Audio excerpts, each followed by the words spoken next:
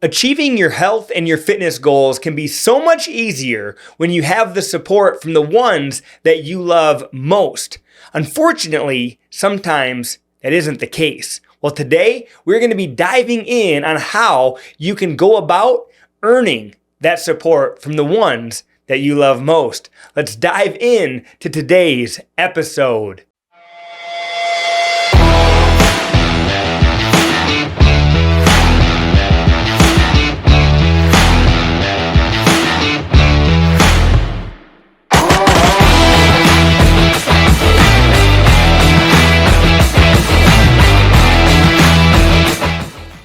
What is going on, friend? Welcome to the next episode of the Fit and Healthy Sioux Falls Show. I'm your host, CJ Workamp, and I'm so glad that you are joining us here. You see, it's just I think it's about a week away from Valentine's Day. And Valentine's Day got me thinking about couples and love and those that are together. And when I think about two people that take their different ideas and ways in which they want to live, and then one of them decides that they want to embark on this health and fitness journey. If the other one doesn't want to do that or isn't down for that, it can make it very difficult. And we actually see that happen at FitBody. I own the FitBody Bootcamp locations here in Sioux Falls. And we have seen some of our most successful clients that have just really made amazing transformations. They have full-on support from their loved ones. And then we've seen some that really struggle with achieving the transformation or the goals that they're looking to achieve. And when we really dive into it, we unfortunately find out that they just don't have the support from those that are in their same household, their significant others. And so I thought about how could we maybe come up with some different tips or ways in which you can start to really make sure that you are communicating effectively to your significant other in your life to really help get that support. Because I can tell you that when you have the support of those in your life helping push you towards your health and fitness goals, it makes it all that much easier. But before we get into that, it just wouldn't be right if I didn't share a story with you. Stories are awesome. And this story I get to share with you. It cost me $112. And this story was earned by $112. And I'm hoping that it is only going to be that amount of money. So this morning, I was on the way. I had a 9 o'clock meeting at the gym, and I was on the way. I was going down 26th Street, and we had just gotten snow here a little bit ago, a couple days ago, and I was heading into the gym, and the road had been plowed, and it was a little narrower, though, on my side of the road. So there's two lanes going down. I was on the lane that was closest to the curb, and the road's been plowed, so all the snow was plowed up on the side of my road, or on my side of the road. But there's one area that just got a little narrower, right? Like you all know it. You've all been there where you're driving down, and all of a sudden it's like that right lane kind of just like disappears because of that snowbank on the right side. It wasn't that bad. It wasn't to the point where that lane had disappeared. But about, I don't even know, I think it was 5 or 6 months ago, I finally got my dream truck. I've wanted a Ford Raptor forever, so I finally got a Ford Raptor. And these things are wide. Like, I didn't realize how wide these trucks were, but ask my wife. She makes fun of me when I'm parking. She makes fun of me when I'm just trying to maneuver around any small area because they're just so wide and they don't maneuver like any other vehicle that I've had before. So it's been a little bit of a learning curve navigating the wideness of this new truck. But as we were going down the street, my lane all of a sudden was a little more narrow. And we were full traffic, cars on the left, cars in front of me, cars behind me. And the cars in front of me, I could tell all of a sudden I seen like the road narrowed. Well, the cars in front of me, they're narrower, normal vehicles. And they were able to just kind of scoot towards the left a little bit and make it right through, no problem. But for me, I'm like, oh my goodness, the person right to my left, it seemed to me anyways, I don't know if they were or weren't, but it seemed to me that they were kind of riding a little closer to my lane.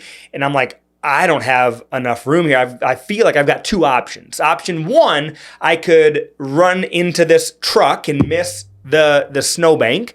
Option two, I could let my right side of my truck, my right front tire, go into that snowbank, and hopefully it will just go right through and keep going. I decided to go option two. I didn't want to run into that truck. Well, all of a sudden my right tire hit that snowbank and it just sucked me in. And I felt the back end of my truck kind of like start to swirl out into traffic. And I'm like, this is no good. I'm going to cause a bigger accident. So I decided, I'm like, I'm going to just give it a little more gas to try to just get as far up off the road then as I can. And I hit that snowbank, and my truck ends up all the way launched up in the snowbank. And I'm like, I'm stuck.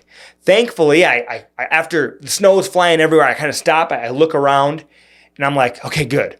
No other vehicle crashed. No other vehicle got damaged or hurt because of my, call it stupidity, call it my wide truck, call it whatever you want to call it. No one else was injured. I'm like, great, okay, perfect. And as I'm sitting there, I'm like, I call my wife. I'm like, babe, are you somewhere you can come pull me out? And she's like, yeah. So she's on her way, and I jump out of my vehicle and I kind of look, and I'm like, she's not pulling me out. I was like, my tires, my back tire, it was almost off the ground. Like the shock was like all the way extended and barely even on the ground. I was all the way up on this snowbank. I'm like, call her back. I'm like, babe, don't even worry about it. You're not going to be able to pull me out. So I end up calling a tow truck. Tow truck's on their way. Next thing you know, officer comes up behind me. The officer asked me, he's like, what happened? And I'm like, what do you mean what happened? I've got a Ford Raptor. This is like the off-road truck. I was trying to off-road, of course.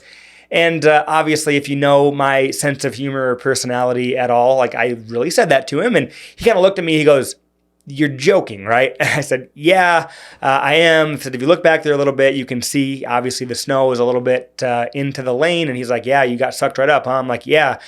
And so anyways, he was a super nice guy. I got to talk with him. I'd never been stuck in a snowbank in town like that before. So I got to talk with him. I was like, is this even something, like, do I get a ticket for this or what happens? And he's like, if there's a lot of damage, then what we can do is write up an accident report so that you get your red tag. He said, but if there's no damage, I kind of got out and I looked around, and thankfully, that's why I said I hope this only cost me $112 because I don't think anything else is damaged. However, it's funny, Coach Jensen, if any of you guys know him, he showed up at the gym this morning and he's like, you got a lot of truck in or a lot of snow kind of jammed into your truck. I'm like, yeah, look at this picture. So I showed him the picture of me in the snowbank. But anyways, got the tow truck there. Super nice guy. Jim and Ron's Towing. If you guys ever need towing, highly recommend them. They were awesome on the spot. Nice to work with. Never a fun scenario, but thankfully, I had a really good mood about all of it. I ended up missing my 9 o'clock meeting. However, I was able to, while I was on waiting for the tow truck, I was able to call and chat with the people that I was supposed to be meeting with, which was my mom and Tom, who my mom actually runs. She's our director of operations at our locations. And then Tom, an amazing client who's been a client for well over 5 years. He actually started with us when we were on Minnesota Avenue. He now goes to the West location, but just awesome guy. And he actually helps us with all of our bookkeeping through Limestone Bookkeeping.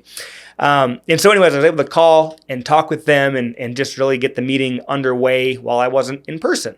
But Jim and Ron got me towed out $112 later, and I was on my way. So I'm hoping that only cost me $112.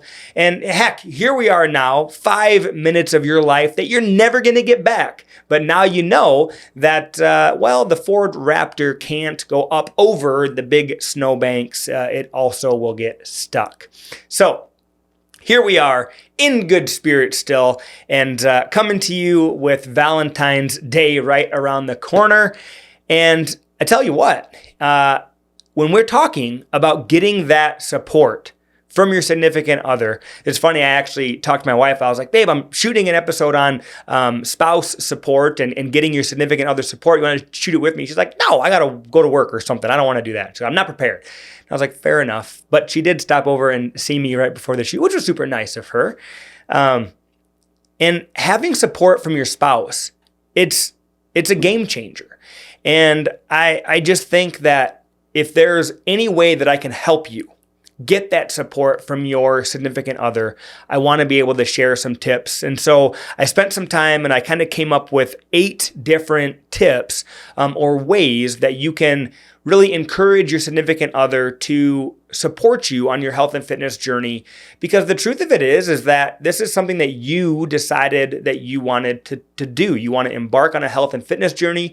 Maybe you weren't living super fit and healthy before this. And now, you've changed a little bit of the way that you're eating. You've changed your routine. You're now going to the gym. And a lot of change happens. And when change happens, while most of it is good when it comes to your health and fitness journey, through any change, there's always change that happens to others around us as well. And so I wanted to share these 8 tips with you so that you could get the support from those in your life. And so we're going to kick it off with our first tip. And the first tip is really to communicate your goals, but not only to communicate your goals, but to communicate them in a way where you really dive into why is this important to you.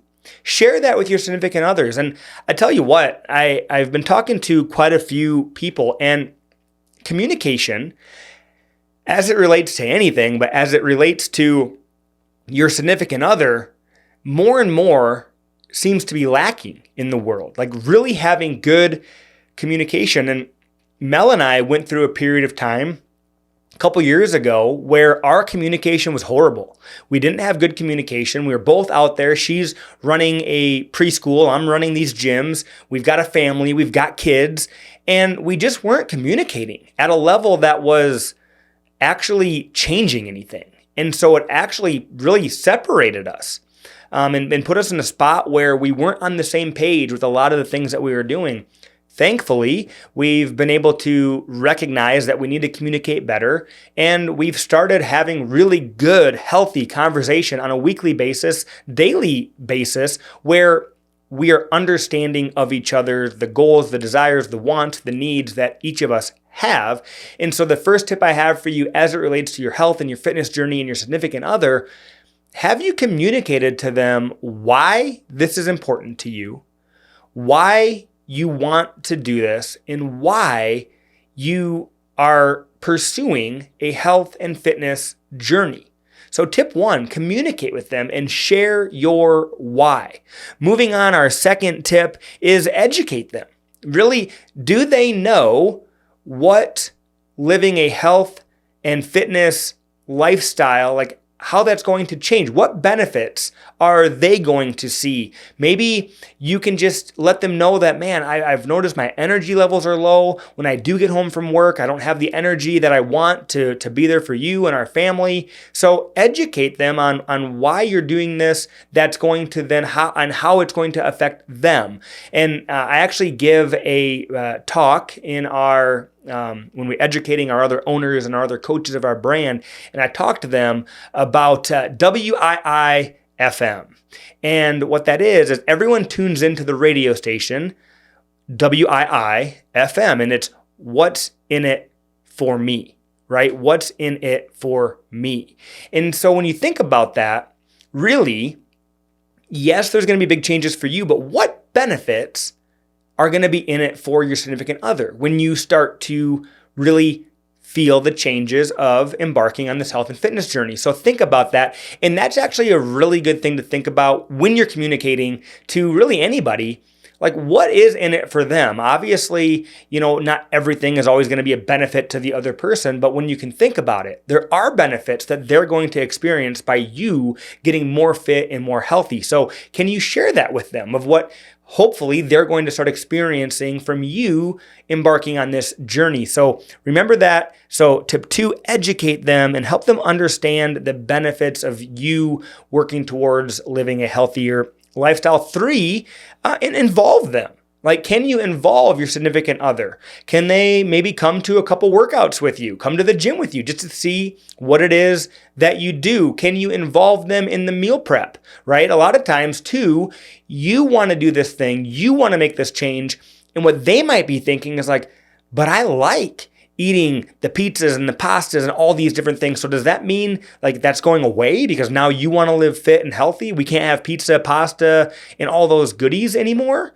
Like, what's going to change for me? That might be a real thought that they're having. So if you can really involve them and just say, hey, I want to start eating more healthy. I understand that, you and the kids might not even want to change what we're eating, but is there a way that we can make gradual changes? And I was talking to someone the other day. It was actually Melissa Johnson with Oh My Cupcakes. She is amazing. I just got to actually sit down with her the other day, and we had an awesome time. We met at the Starbucks and just had a coffee. But I was talking with her, and she was saying how she was working on just maybe lowering the amount of sugar in her coffee. And she said, there's so many pumps of sugar in the certain drink or whatever. And she's like, what I did is I would gradually go less and less pumps, because the truth of it is if you make too big of a change all at once, it's unmanageable. And so you have to be realistic, which is actually another tip that we're going to get into actually next, but being realistic about the change that's going to take place. And so I always like to use the example of spaghetti, right? And the example is this. You can have spaghetti with like the white spaghetti noodles with the full sugary pasta sauce, spaghetti sauce with full fat meatballs, the breadsticks and all of the stuff to make that spaghetti meal really desirable in the way that you're normally used to eating it.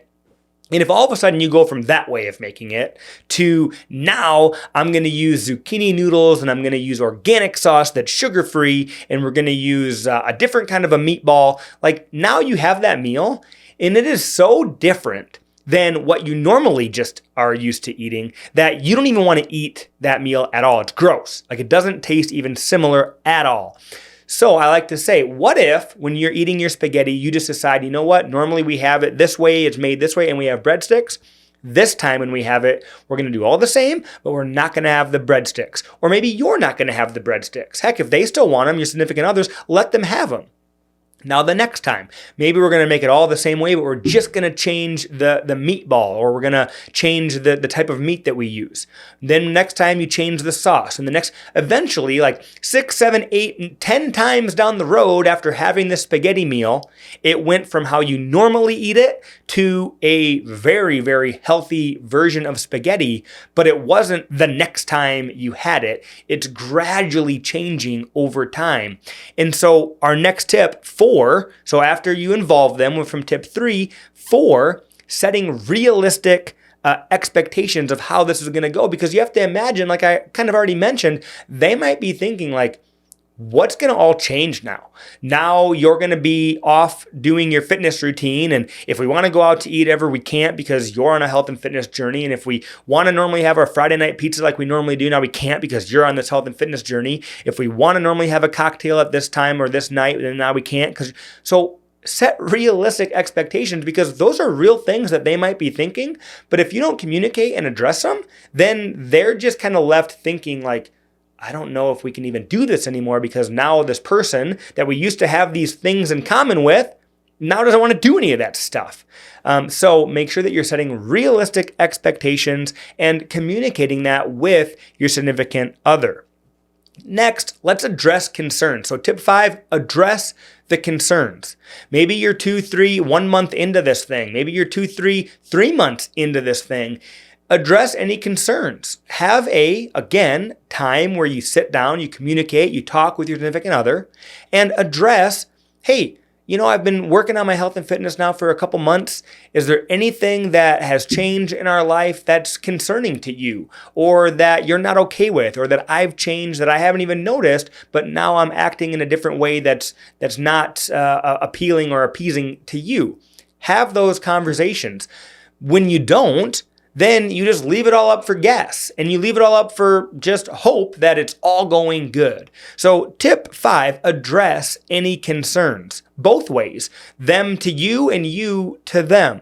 All right, 6, celebrate all the wins, even the small ones. Your significant other, your loved ones, they want to see you happy.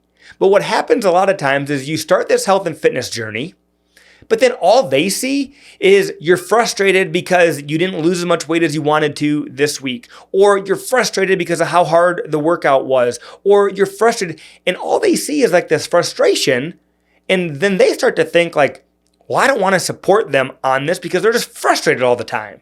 So you have to celebrate the small wins, especially with your significant other, because then they get excited like, oh, you are making these changes and you're excited about it. You're happy about it. I want to support you in that because I like seeing you happy. So make sure that you're celebrating those wins. Your loved ones want to see you happy. So make sure that they see you excited about the wins that you're achieving on this health and fitness journey, even if they're small. So celebrate all the wins, even if they're small. Tip 7, be flexible, right? Maybe you were living quite unhealthy before you started your health and fitness journey, and you're new to this health and fitness journey. Set realistic expectations, but then also be flexible where, like, you know what? If I'm supposed to eat this right now or hit this workout, but because of what we have to do as a couple, it isn't going to be able to be done. Be flexible and know that really your time with your spouse, your significant other, your loved ones is very important. So how can you be flexible on maybe adjusting or shifting your nutrition a little bit? Maybe adjusting or shifting what you had planned for a workout. And when your significant other can see that you're willing to be flexible for the family, for them, while working towards your goals, then they are going to want to be flexible towards you to really help you be able to fit your health and your fitness into your guys' lifestyle. So be flexible. And then the 8th tip that I have for you is express gratitude. A lot of times, things change for that significant other. My wife and I have talked about this, and when her and I first met, I was not in the health and fitness scene. I had been a personal trainer before, but at the time, I was working. My family owned a company here in town. My grandma and her brother-in-law owned it. It was called Queen City Wholesale. We delivered candy and tobacco to gas stations, restaurants, convenience stores, all around the area. And to be honest, like, health and fitness was not a top priority for me when we met. I was going through a divorce at the time when we met, and really I was making a lot of choices that weren't going to be progressing me if I continued to make them in the direction of where I am today. And when all of a sudden I decided I'm going to quit my job, open a gym, change my life, do all these things, like, she didn't decide that right then and there. That was something I decided. So there was a lot of change that was now going to happen. And unfortunately, her and I, in the beginning of all this change, we didn't work through it the best. However, I can tell you now that my wife and I, through what we've been through and through our relationship, we have really learned how to navigate this type of stuff and really work to communicate. There's still things that her and I have big issues on, which all relationships do. But what we've learned is that communication is key, and expressing gratitude that, like, she supported me through so much, through starting my journey, through starting my business, through starting all this. Like, I need to make sure that I'm expressing gratitude. So make sure that, even if it's a small thing that your significant other is doing, express that gratitude towards them and show them how thankful you are for them supporting you in any little way, and especially in any of the big ways that they are supporting you. So I hope that these help. I want you to understand and really know that when it comes to getting the support from your loved ones, to getting the support from your significant others, communication and collaboration is key. Communication and collaboration is key. They want to know, why is this important to you? Why is this and what is this going to change for the better in both of your lives?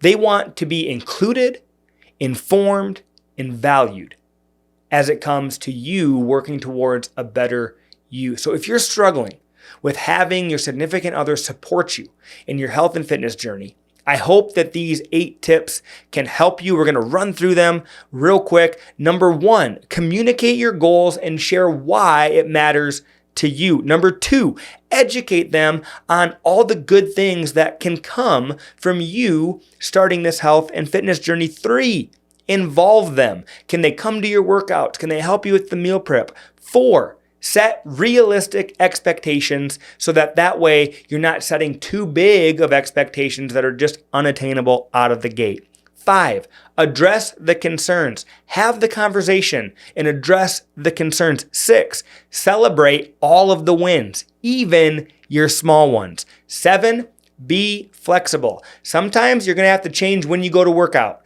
Sometimes you're going to have to change what you planned to eat. But be flexible and know that in the long run, it'll work out. Be flexible. And then 8, make sure that you are expressing gratitude to the loved ones in your life for being there and being by your side while you go through this health and fitness journey and start living the best version of your life by being healthy and being fit and feeding your body the right nutrients, working your body out. Your body was made to move. And when you can start to work towards your health and fitness journey using these 8 tips to get your significant other to support and be there beside you through it, you're going to start reaching your goals much faster.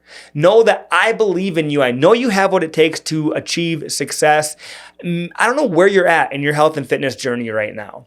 But if you're maybe wanting to start a health and fitness journey, maybe you haven't quite started it yet, but you want to start it and you don't know where, I want to encourage you. In the description of this video, you can claim a free week at FitBody. I don't know if FitBody is going to be right for you or not, but you can claim a free week, or you can just go to fitbodydeal.com. That's fitbodydeal.com. Claim a free week. Come and try it out. If it's right for you, then myself and my coaches, our team will lock arms with you on this health and fitness journey. And if it's not right for you, then our goal will be to help find a place or find something that is right for you so that you can feel confident in this one life that you've been blessed with. But know that it's up to you to make the changes, but we're here to support. Like, subscribe, and share this episode. And I hope that as we approach Valentine's Day, you can use some of these tips to help get more support from the ones that you love most. We'll catch you next week on the next episode of the Fit and Healthy Sioux Falls podcast. Bye, friend. Peace.